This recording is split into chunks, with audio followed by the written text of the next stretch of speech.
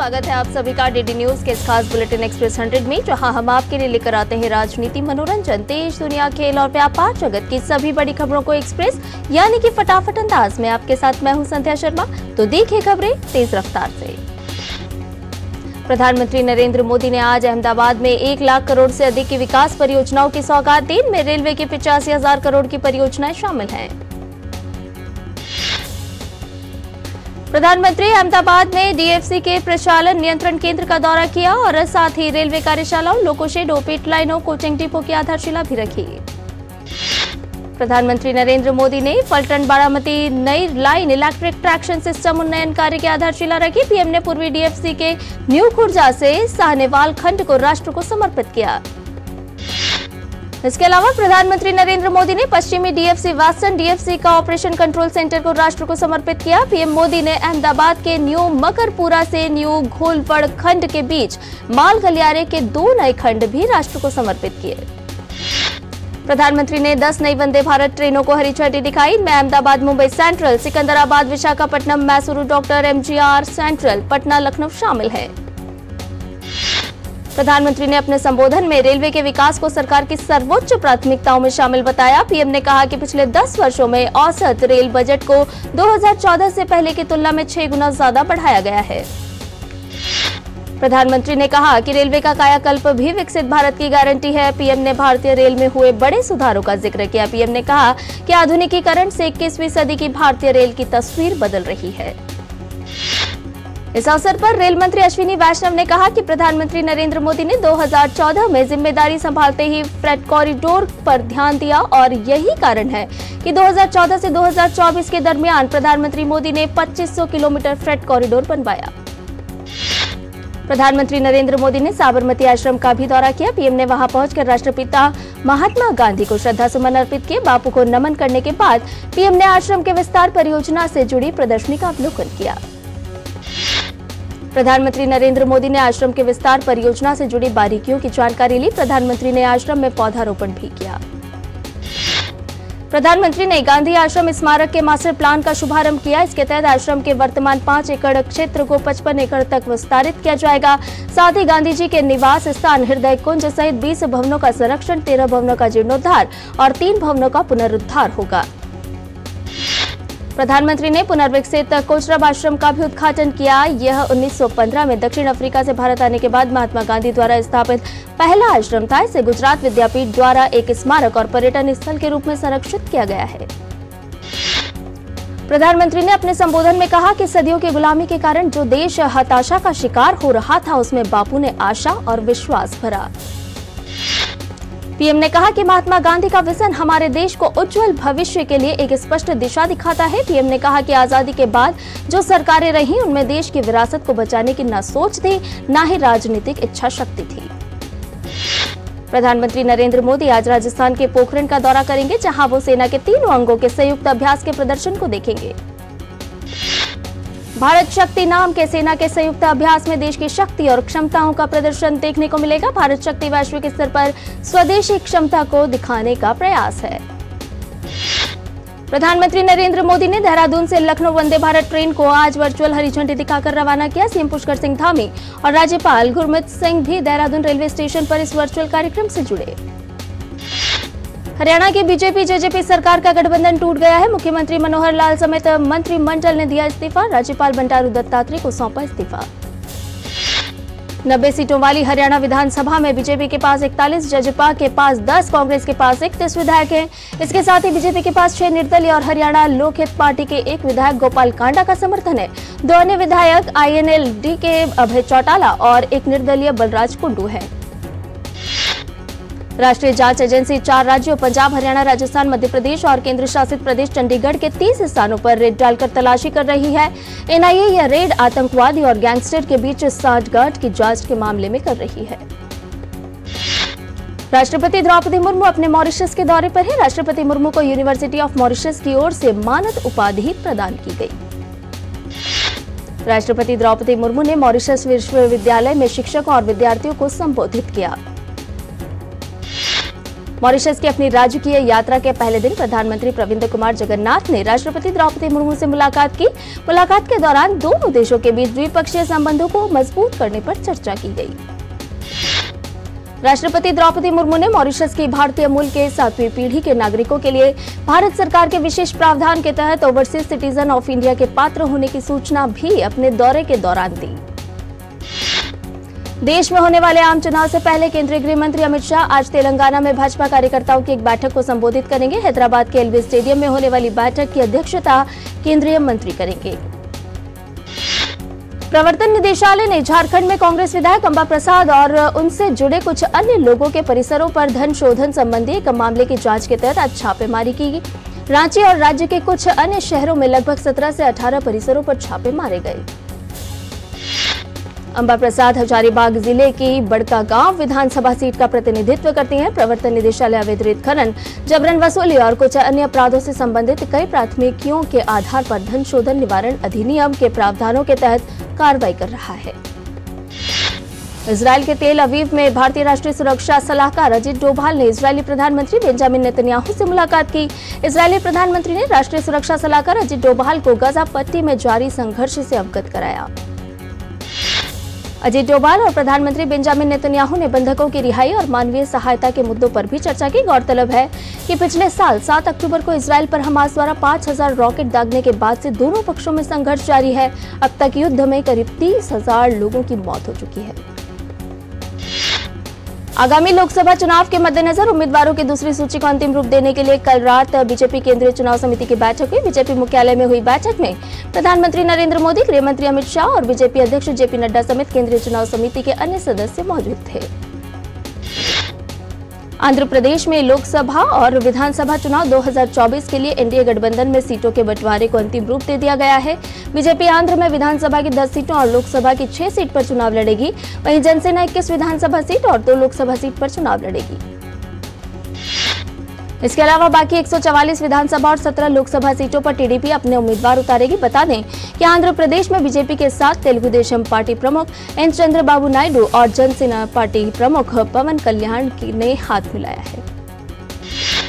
Congress party की केंद्रीय चुनाव समिति की बैठक दिल्ली के पार्टी मुख्यालय में हुई। पार्टी अध्यक्ष मल्लिकार्जुन खड़गे की मौजूदगी में तमाम सदस्यों के बीच उत्तराखंड, राजस्थान और कुछ अन्य राज्यों के लिए उम्मीदवारों के नामों पर मुहर लगाने के लिए बैठक हुई।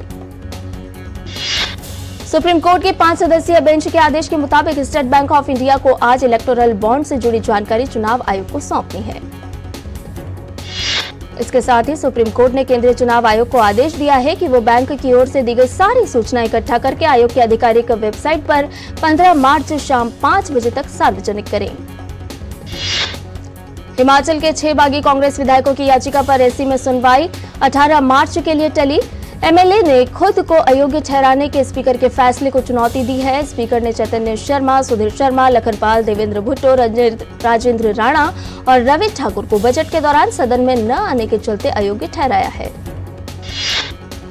किसान आंदोलन के चलते हाईवे बाधित होने के खिलाफ दायर याचिका पर एससी ने सुनवाई से इनकार कर दिया। कोर्ट ने याचिकाकर्ता को हाईकोर्ट जाने को कहा। जस्टिस सूर्यकांत की अध्यक्षता वाली बेंच ने कहा कि हाईकोर्ट पहले से पूरे मामले को सुन रहा है। एक ही मसले पर 2 जगह सुनवाई नहीं हो सकती।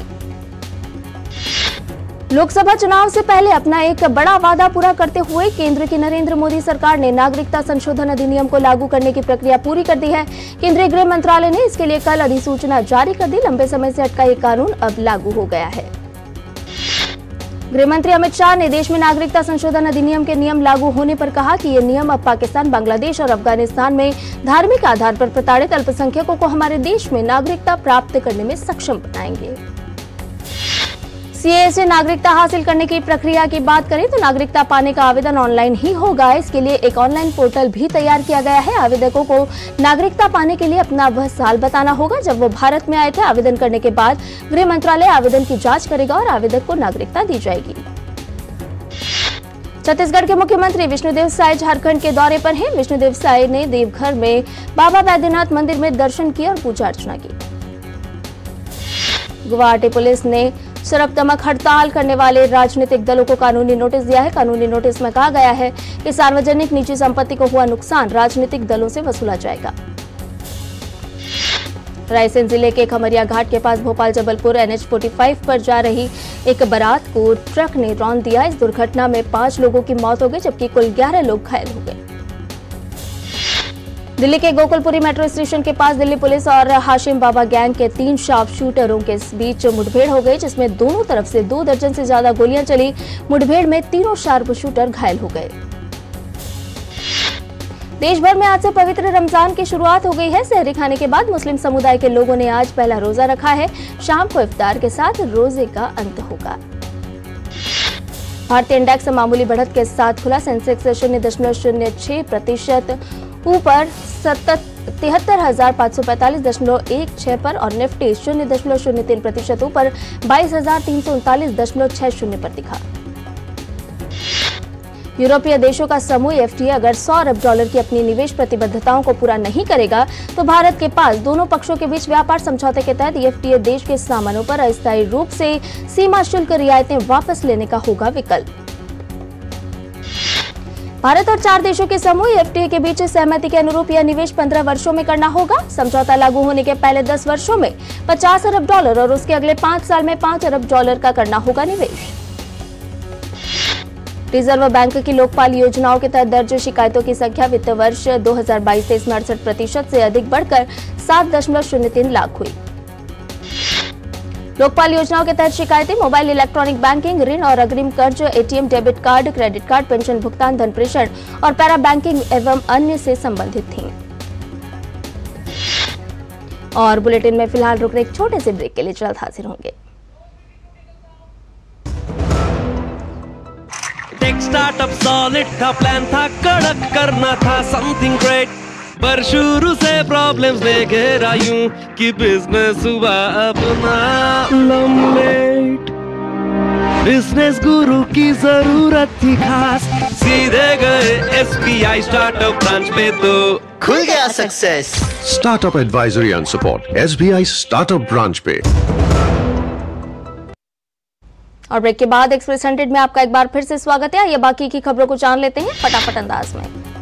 आयकर विभाग ने कहा कि विभाग ने एक रिपोर्टिंग संस्था की तरफ से मुहैया कराए गए वित्तीय लेन देन के विवरण से प्रतिभूति बाजार में आंकड़ों में कुछ विसंगतियां पकड़ी है। आयकर विभाग ने कहा कि अग्रिम कर के लिए अभियान पर करदाताओं से मिली प्रतिक्रिया के आधार पर ये विसंगतियां सामने आई हैं। इसके बाद रिपोर्टिंग संस्था को एक संशोधित विवरण विभाग के समक्ष पेश करने के लिए कहा गया है।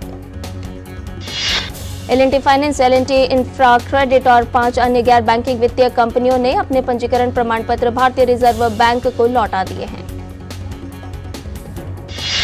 केंद्रीय बैंक ने कंपनियों का पंजीकरण प्रमाण पत्र रद्द कर दिया। एकीकरण, विलय, विघटन या स्वेच्छा से कामकाज समेटने के बाद कानूनी इकाई नहीं रही। भारत दुनिया का शीर्ष हथियार आयातक बना हुआ है और 2014 से 2018 और 2019 से 2023 के बीच इसमें आयात में 4.7% की वृद्धि हुई है। स्वीडन के शोध संस्थान SIPRI ने एक रिपोर्ट में कहा है कि भारत का मुख्य हथियार आपूर्तिकर्ता बना हुआ है रूस। 2019 से 2023 में यूरोपीय देशों के हथियारों के आयात का लगभग 55% अमेरिका ने आपूर्ति की थी, जो 2014 से 2018 में 35% से अधिक थी। केंद्रीय संचार और सूचना प्रौद्योगिकी मंत्री अश्विनी वैष्णव ने कहा कि सरकार ने वायरलेस ऑपरेटिंग लाइसेंस को खत्म किया और उत्पाद परीक्षण के त्वरित और ऑनलाइन अनुमोदन के लिए एक नियामकीय सैंडबॉक्स शुरू किया। दूरसंचार क्षेत्र के कार्यक्रम इंडिया मोबाइल कांग्रेस 2024 में अश्विनी वैष्णव ने कहा कि वायरलेस ऑपरेटिंग लाइसेंस को कुछ महीने पहले ही समाप्त कर दिया गया था, लेकिन अब इसे औपचारिक रूप दिया जा रहा है। इंटरग्लोब एविएशन के प्रवर्तक राकेश गंगवाल ने खुले बाजार लेन देन माध्यम से कंपनी के 6,785 करोड़ रुपए मूल्य के शेयर बेचे। कैपिटल मार्केट रेगुलेटर सेबी ने रियल स्मॉल और media real estate investment trust से जुड़े नियमों में संशोधन किया है। संशोधन के बाद निवेशक इन रीट में 10 लाख रुपए का निवेश करके आंशिक स्वामित्व हासिल कर सकेंगे। अभी तक निवेश की न्यूनतम सीमा 25 लाख रुपए थी। भारतीय करेंसी धीरे धीरे मजबूती की ओर। इसको लेकर केंद्रीय मंत्री पीयूष गोयल ने कहा कि बांग्लादेश, श्रीलंका और खाड़ी क्षेत्रों के देशों सहित कई विकसित और विकासशील देश भारत के साथ रुपए में व्यापार शुरू करने के इच्छुक। मंत्री पीयूष गोयल ने कहा कि मुझे विश्वास है कि भारत अंतर्राष्ट्रीय व्यापार के लिए बहुत गेम चेंजिंग आयाम होने जा रहा है। साथ ही अधिक से अधिक विकसित देश और सुदूर पूर्व के देश भी इसमें शामिल हो रहे हैं। सिंगापुर पहले से ही कुछ हद तक इसमें शामिल है। बैंक कैनरा की ओर से MCLR की दरों में इजाफा, बैंक द्वारा कुल 5 बेसिस पॉइंट्स में की गई बढ़ोतरी। MCLR दरों में की गई बढ़ोतरी 12 मार्च 2024 से लागू की जाएगी। इस बढ़ोतरी के बाद लोन की EMI में देखने को मिल सकता है इजाफा। अमेरिकी राष्ट्रपति जो बाइडेन ने कहा कि उन्होंने इजरायल के प्रधानमंत्री बेंजामिन नेतन्याहू के साथ अभी कोई बैठक निर्धारित नहीं की है। जो बाइडेन ने यह भी कहा कि इजरायली संसद को संबोधित करने की उनकी फिलहाल कोई योजना नहीं है।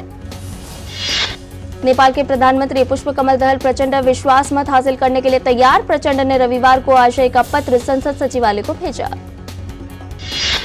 दिसंबर 2022 में पद संभालने के बाद से बुधवार को 69 वर्षीय प्रचंड तीसरी बार विश्वास मत हासिल करेंगे। हाल ही में प्रचंड ने नेपाली कांग्रेस से नाता तोड़ पूर्व प्रधानमंत्री केपी शर्मा ओली की अगुवाई वाली CPN-UML के साथ गठबंधन किया था। पुष्प कमल दहल के नेतृत्व वाली गठबंधन सरकार के पास संसद के निचले सदन में 150 सदस्यों का समर्थन है। इसके लिए CPN ने 13 मार्च को निचले सदन के अपने सभी सदस्यों को उपस्थित रहने के लिए व्हिप जारी किया है। हंगरी के प्रधानमंत्री विक्टर ऑर्बन ने दावा किया है कि पूर्व अमेरिकी राष्ट्रपति डोनाल्ड ट्रंप ने एक बैठक के दौरान उनसे कहा था कि वह यूक्रेन में युद्ध के लिए एक पैसा भी नहीं देंगे। हंगरी के प्रधानमंत्री के दावे पर ट्रंप की ओर से कोई प्रतिक्रिया सामने नहीं आई है। विक्टर ऑर्बन अपने दोस्त ट्रंप से मिलने शुक्रवार को फ्लोरिडा गए थे। पाकिस्तान में बलूचिस्तान के मुख्यमंत्री सरफराज बुख्ती ने बलूच अलगाववादियों से हिंसा छोड़ मुख्यधारा की राजनीति में शामिल होने का आग्रह किया। बलूचिस्तान के मुख्यमंत्री सरफराज ने कहा कि राज्य में पाकिस्तान पीपुल्स पार्टी की अगुवाई वाली सरकार वार्ता के माध्यम से मुद्दे का समाधान निकालने के लिए आम माफी की घोषणा करेगी। पाकिस्तान के पूर्व प्रधानमंत्री इमरान खान की पार्टी के एक वरिष्ठ नेता ने दावा किया कि खान की पत्नी बुशरा बीबी को उनके बानी गाला आवास को उप जेल घोषित किए जाने के बावजूद एक छोटे से कमरे तक रखा गया है सीमित। सिडनी से ऑकलैंड जा रहे चिली के एक विमान में तकनीकी समस्या आ गई। इसके कारण हजारों फीट ऊंचाई पर यात्रियों को तेज झटके महसूस हुए। बोइंग 787-9 ड्रीम लाइनर को ऑकलैंड हवाई अड्डे पर सुरक्षित उतार लिया गया। LATAM एयरलाइंस ने कहा कि घटना में 50 लोग घायल और एक की हालत गंभीर। अधिकारी ने खेद व्यक्त करते हुए सुरक्षा के प्रति प्रतिबद्धता दोहराई। पैराशूटिंग विश्व कप में भारतीय निशानेबाजों का शानदार प्रदर्शन देखने को मिल रहा है। निशानेबाज रुद्रांश खंडेलवाल ने P4 mixed 50 metre free pistol SH1 event में रजत पदक पर निशाना साधा। पैराशूटिंग विश्व कप के रोमांचक मुकाबले में निहाल सिंह ने कांस्य पदक हासिल करने में सफलता पाई। वहीं मनीष नरवाल और रुबीना फ्रांसिस ने P6 mixed team 10 metre air pistol event में रजत पदक जीता। वहीं रुद्रांश खंडेलवाल और शक्ति शर्मा ने भी निशानेबाजी के रोचक प्रतिस्पर्धा में शानदार खेल का प्रदर्शन करते हुए कांस्य पदक को अपने नाम किया। यूथ वर्ल्ड बॉक्सिंग कप में भारतीय मुक्केबाजों का शानदार प्रदर्शन देखने को मिला है। भारतीय मुक्केबाजों ने टूर्नामेंट में कुल 26 पदक को भारत की झोली में डालकर अपने विजय अभियान को समाप्त किया। भारतीय मुक्केबाजों ने अपनी दमदार खेल के बदौलत टूर्नामेंट में 5 स्वर्ण 9 रजत और 12 कांस्य पदक जीतने में सफलता हासिल की। यूथ वर्ल्ड बॉक्सिंग कप प्रतियोगिता में महिला वर्ग में चंचल चौधरी, निकिता चंद, पार्थवी ग्रेवाल और आकांक्षा ने स्वर्ण पदक जीता। वहीं पुरुष वर्ग में ब्रजेश टॉमटन ने स्वर्ण पदक हासिल किया। भारत के टेबल टेनिस खिलाड़ी अचंता शरद कमल ने सिंगापुर स्मैश में शुरुआती बाधा पार कर ली है। शरद कमल ने चिली के निकोलस बर्गोस को 11-5, 11-4, 11-6 के अंतर से हराया। प्रतियोगिता के दौरान सिंगापुर स्मैश के महिला वर्ग में भारत की श्रीजा अकुला को हार का सामना करना पड़ा। अकुला को चीन की वांग मान्यू ने 2-3 के अंतर से हराया। जर्मनी के अलेक्जेंडर ज्वेरेव ने इंडियन वेल्स के प्री क्वार्टर फाइनल में प्रवेश कर लिया है। ज्वेरेव में अंतिम 32 में टैलन ग्रिक्सपूर को 7-6, 6-3 के अंतर से हराया। इंडियन वेल्स में इटली के जेनिक सिनर ने अंतिम 16 में प्रवेश कर लिया है। सिनर जर्मनी के जेन लेनार स्ट्रफ को हराकर प्री क्वार्टर फाइनल में पहुंचे हैं। रूस के आंद्रे रुब्लेव को हार का सामना करना पड़ा है। 26 वर्षीय रुब्ले को चेक खिलाड़ी जिरी लेहका ने हराया।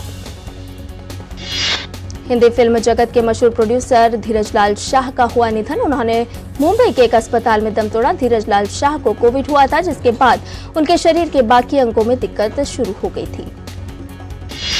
बॉलीवुड की अदाकारा तापसी पन्नू जल्द ही शादी करने जा रही हैं। एक्ट्रेस ने अपने सोशल मीडिया में हल्दी सेरेमनी से जुड़ी एक फोटो शेयर की, जो वायरल हो रही है। और बुलेटिन में फिलहाल रुक रहे एक छोटे से ब्रेक के लिए जल्द हाजिर होंगे।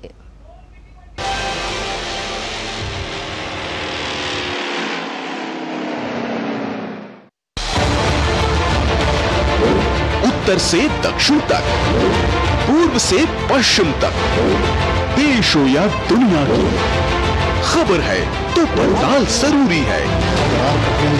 देखिए हमारे साथ भारत की सबसे एजेंडा भारत का और किस तरह से एक नई स्पार्क इस वक्त लोगों को अगर स्वरोजगार से आपने तो इसमें सोमवार से शुक्रवार दोपहर 3 बजे सिर्फ डीडी न्यूज पर।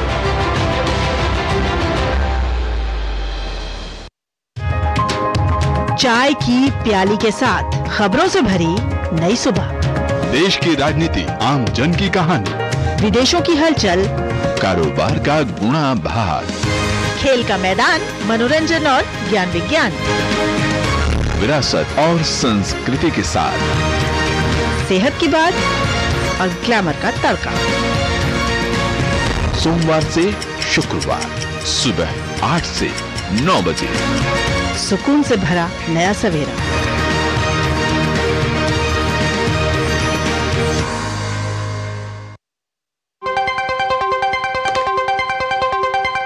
राजनीति की चाल से दुनिया के हाल तक, खेल के मैदान से किसान के खलियान तक, दिन भर की हर छोटी बड़ी खबर को समेटे खबर के हर किरदार को दिखाते हैं हम। डीडी न्यूज का प्राइम टाइम शो, सटीक और भरोसेमंद खबरें, खबर ही नहीं खबर का विश्लेषण भी, नए तेवर, नए कलेवर, नई धार और नई रफ्तार के साथ देखिए न्यूज नाइट हर रात 8 बजे सिर्फ डीडी न्यूज पर। और ब्रेक के बाद एक्सप्रेस 100 में आपका एक बार फिर से स्वागत है। एक्ट्रेस तापसी पन्नू इन दिनों अपनी अपकमिंग फिल्म फिर आई हसीना दिलरुबा को लेकर सुर्खियों में छाई हुई है, जो इस साल जुलाई में नेटफ्लिक्स पर रिलीज होने वाली है। फिल्म में तापसी, विक्रांत मेसी और सनी कौशल साथ होंगे। फिल्म रामायण के लिए भगवान राम का किरदार निभा रहे रणबीर कपूर के बारे में अरुण गोविल ने कहा कि वह बहुत ही ईमानदारी और अच्छे से किरदार निभाएंगे। अरुण गोविल ने रणबीर को संस्कारी बच्चा कहते हुए कहा कि वह हमारी संस्कृति को अच्छे से पेश करेंगे। मुंबई में आयोजित 22वें जी सिने अवार्ड्स के दौरान अभिनेता शाहरुख खान को फिल्म जवान और पठान में बेहतरीन प्रदर्शन के लिए सर्वश्रेष्ठ अभिनेता के पुरस्कार से सम्मानित किया गया। सारा अली खान स्टारर फिल्म ए वतन मेरे वतन के निर्माताओं ने फिल्म से इमरान हाशमी का पहला लुक जारी किया है। फिल्म में इमरान राम मनोहर लोहिया के किरदार में नजर आएंगे। हिंदी सिनेमा के दर्शकों को तनु बेट्स मनु से लेकर रांझना जैसी कई हिट फिल्में देने वाले फिल्मकार आनंद एल रॉय जल्द ओटीटी पर डेब्यू करने जा रहे हैं। हाल ही में उन्होंने एक बातचीत के दौरान इसकी पुष्टि की है। अजय देवगन और आर माधवन अभिनीत फिल्म शैतान का बॉक्स ऑफिस पर जलवा बरकरार। फिल्म ने कुल मिलाकर अब तक 61 करोड़ रुपए का कारोबार किया। अदा शर्मा अभिनीत और सुदीप्तो सेन द्वारा निर्देशित फिल्म बसर द नक्सल स्टोरी को सेंसर बोर्ड से ए सर्टिफिकेट दिया गया है। नक्सल पृष्ठभूमि पर आधारित इस फिल्म को 15 मार्च को रिलीज किया जाएगा। आर्थिक आर्यन, विद्या बालन और तृप्ति डिमरी ने अपनी आगामी फिल्म भूल भुलैया 3 की शूटिंग शुरू कर दी है। कॉमेडी से भरपूर यह फिल्म दिवाली के मौके पर रिलीज होगी। फिल्म मडगांव एक्सप्रेस के निर्माताओं ने फिल्म के दूसरे गाने रातों के नजारे को किया जारी। कुणाल खेमू द्वारा निर्देशित यह फिल्म मार्च को रिलीज की जाएगी। एनिमेटेड फिल्म अपू का पहला लुक जारी हो गया है। साहस, ज्ञान और शक्ति के बेहतरीन कहानी पर आधारित यह फिल्म 19 अप्रैल से सिनेमाघरों में प्रदर्शित की जाएगी। और इसके साथ ही एक्सप्रेस न्यूज में फिलहाल इतना ही। हमें दीजिए इजाजत, लेकिन डीडी न्यूज पर खबरों का सिलसिला लगातार जारी है। नमस्कार।